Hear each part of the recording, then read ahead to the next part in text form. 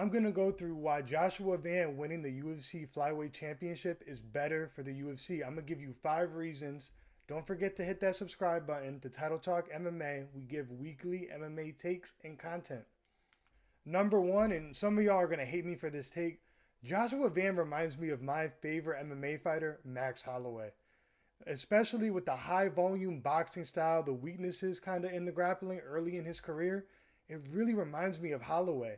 Like, he's very high volume, throws multiple combinations, gets these late round finishes, and it's very reminiscent of young Max Holloway climbing his way up the 145 rankings. Joshua Van has the potential, don't hate me for this, to be the 125 Max Holloway. That's reason number 1. Reason number 2, Joshua Van is very young and he hasn't fought most of the top 5.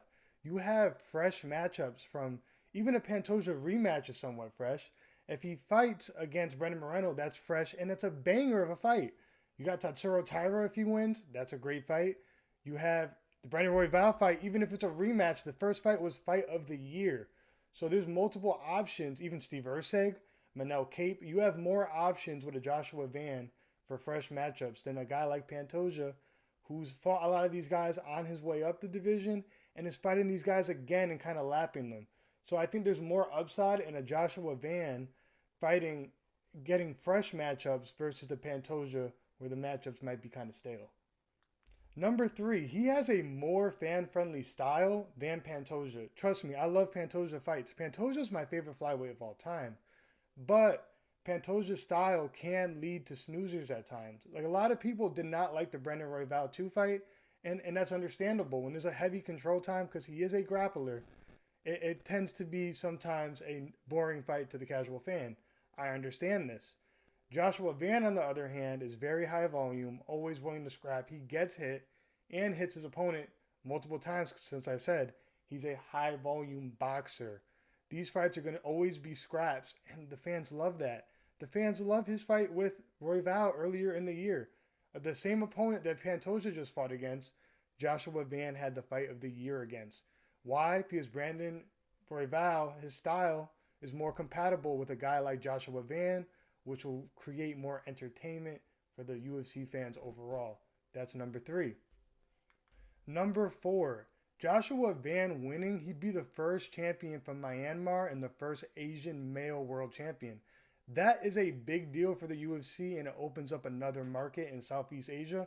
And people are sleeping on the fact that he has a lot of fans over in Myanmar/Burma that are really rooting for him. Last time I made content on Joshua Van, these people were coming in droves to support him. You could possibly have more events over in Asia, a market where the UFC is not as huge because Ryzen is big in Asia. You could do a fight like Tatsuro Taira versus Joshua Van in Asia and it would do huge numbers.